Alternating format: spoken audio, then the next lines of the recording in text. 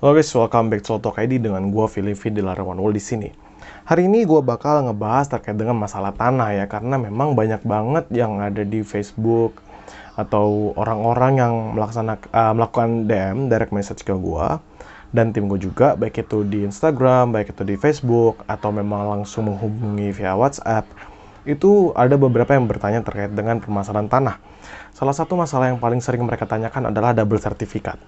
Oleh karena itu, gue langsung search di Hukum Online. Seperti biasa, gue selalu search di Hukum Online. Kalian bisa search juga di hukumonline.com. Itu merupakan salah satu website yang memberikan materi-materi atau berita, jurnal, menjawab terkait pertanyaan-pertanyaan bersifat hukum, aspeknya hukum banget, yang memang sudah berdiri sejak lama. Menurut gue sendiri, itu merupakan satu-satunya website yang paling bisa gue manfaatkan untuk mencari tahu, membuka pandangan baru, memberikan gue lebih banyak perspektif baru misalnya, dan juga menambah pengetahuan gue dalam bidang hukum. Oleh karena itu kalian bisa juga cek itu kok.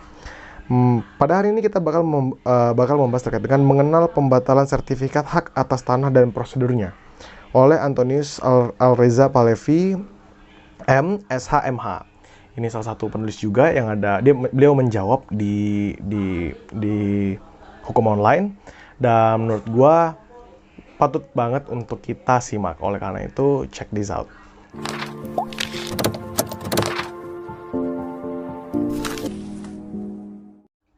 Jadi, terkait dengan pembatalan sertifikat hak atas tanah, pasal 1 angka 14 Permen Agraria nomor 9 tahun 1999 mendefinisikan pembatalan hak atas tanah sebagai pembatalan keputusan pemberian suatu hak atas tanah atau sertifikat hak atas tanah karena keputusan tersebut mengandung cacat hukum administratif. Ini kita garis bawain ya.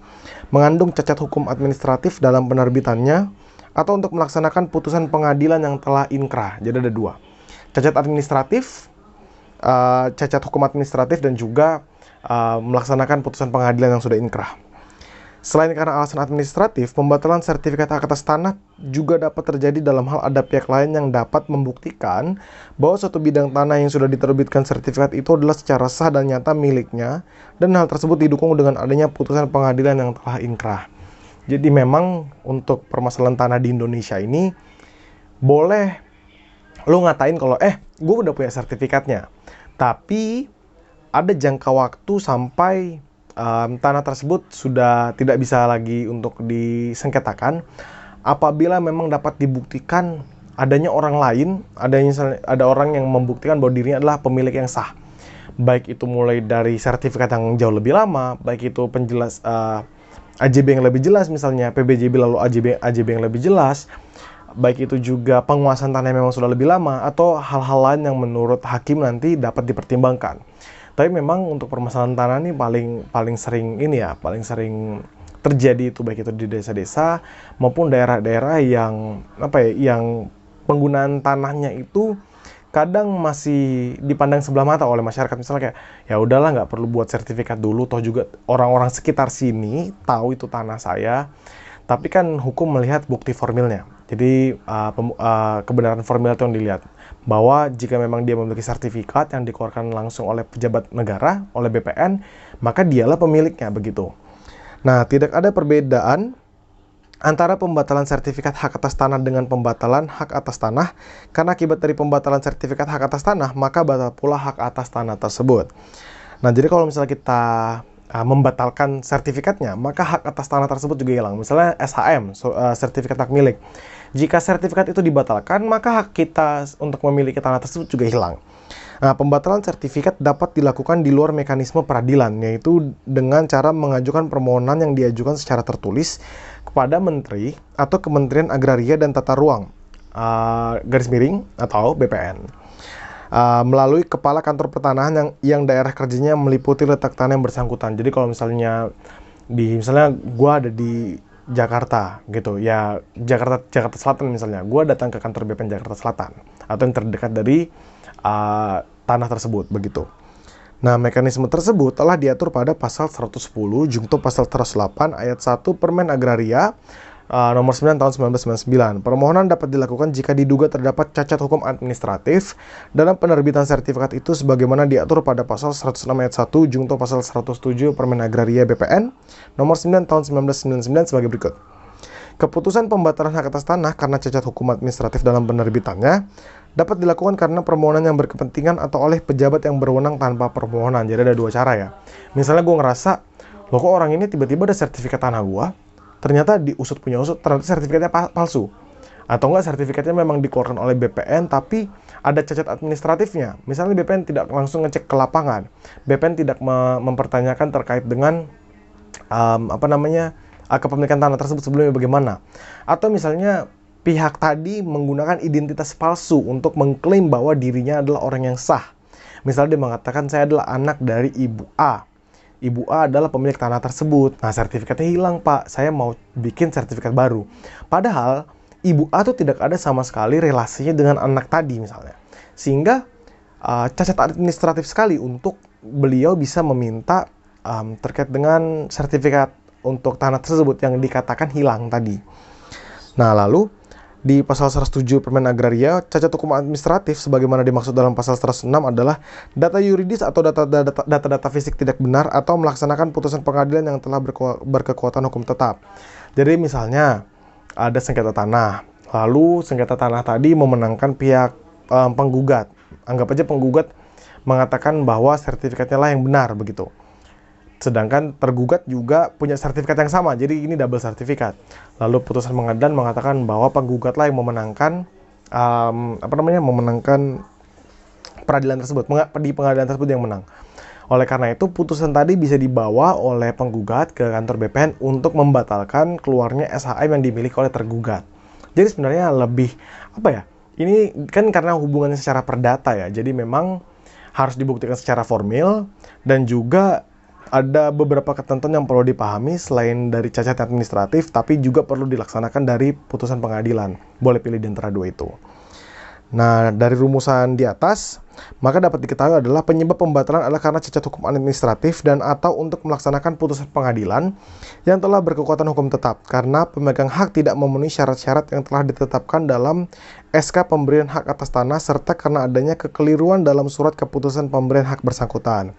Alasan pembatalan sertifikat hak atas tanah adalah karena adanya cacat hukum administratif, seperti kesalahan perhitungan dari luas tanah, sehingga menyerobot tanah lainnya, tumpang tindih hak atas tanah, kesalahan prosedural, atau perbuatan lainnya. Misalnya, tadi gue udah mengatakan bahwa memang pihak BPN misalnya, yang mengeluarkan itu harus datang, harus turun juga melihat kebenaran tanah tadi. Jadi mereka harus melihat secara realnya. Ketika mereka melihat bahwa tidak sesuai panjangnya, luasnya begitu, maka tidak bisa mereka serta-merta untuk langsung mengeluarkan sertifikat. Karena tadi ada masalah tentang menyerobot. Atau juga masalah lain yang bisa merugikan hak atas tanah milik orang lain. Nah, di situ yang paling penting. Sehingga cacat administratif ini perlu diperhatikan. Dan nantinya jika memang mau diajukan pembatalan bisa berdasarkan hal tersebut. Oleh karena itu, dari yang kita pahami tadi ya, tentang cacat administratif dan juga terkait dengan putusan pengadilan, ini adalah dua cara untuk bisa membatalkannya. Dan menurut gue sendiri sih, kalau memang itu permasalahannya double sertifikat dan lain sebagainya, itu bisa kok diselesaikan dengan cara memastikan dulu bahwa memang sertifikat yang kita miliki, ini untuk kita ya, sertifikat yang kita miliki itu adalah sertifikat yang real, bukan yang real apa ya Mas ya, yang benar. Bahwa itu adalah sah, memang dikeluarkan oleh BPN dan juga jelas runutnya.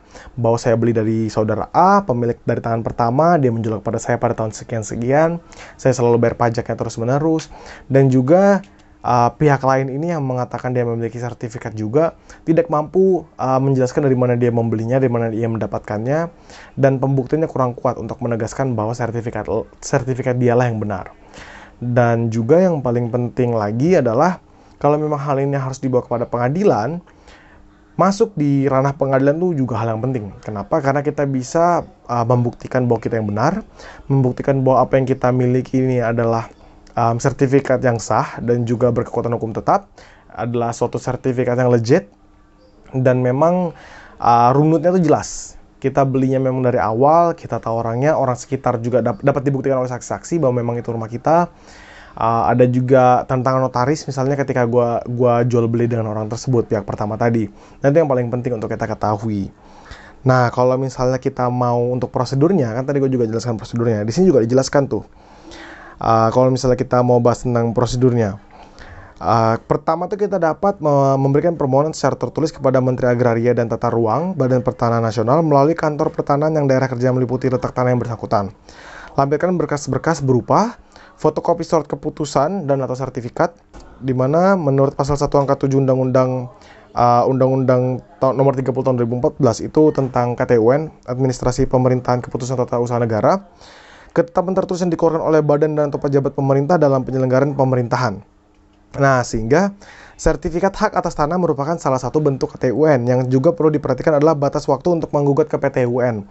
Nah, kan tadi kan itu yang mengeluarkan sertifikat. Yang mengeluarkan sertifikat itu adalah BPN. Jadi mereka lembaga negara. Mereka merupakan pejabat tata usaha negara, begitu. Karena mereka pejabat tata usaha negara, maka sertifikat yang dikeluarkannya itu adalah KTUN, Keputusan Tata Usaha Negara.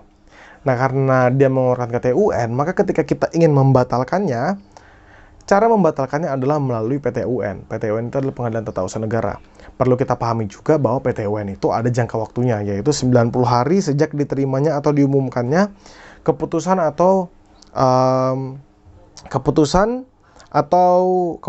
dari Badan Pejabat Tata Usaha Negara tadi. Begitu. Nah, kalau misalnya kita sudah mengetahui bahwa ada orang itu mendapatkan sertifikat yang sama seperti kita, maka kita bisa ajukan ke PT UN tadi dengan melampirkan surat permohonan tadi. Nah, sehingga jika kita ingin mengajukan gugatan terkait dengan perbuatan melawan hukum yang diatur pada pasal 1365 dengan dasar dan dalil-dalil yang penggugat pikirkan dan penggugat nilai yang merugikan, seperti contohnya tadi, tanahnya menyerobot tanah kita, sehingga itu kan merugikan kita. Baik itu dia misalnya kita udah pasang pagar, tiba-tiba pagar kita dijebol, dia terobos, dia merasa dirinya yang benar, dan dia memasang pagar miliknya dia.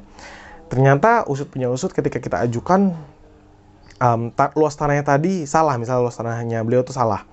Dan juga kita coba untuk, ketika luas tanahnya itu salah, dia menyerobot kita, hasil putusan, kita bawa itu ke persidangan dengan meminta perbuatan melawan hukum. Kita mendalilkan perbuatan melawan hukum, accuse mereka terhadap perbuatan melawan hukum, begitu. Ketika kita bisa mampu membuktikan bahwa tanah tadi itu memang tanah milik kita, baik itu luas-luasnya juga milik kita, maka kita bisa tuntut mereka untuk memberikan ganti rugi.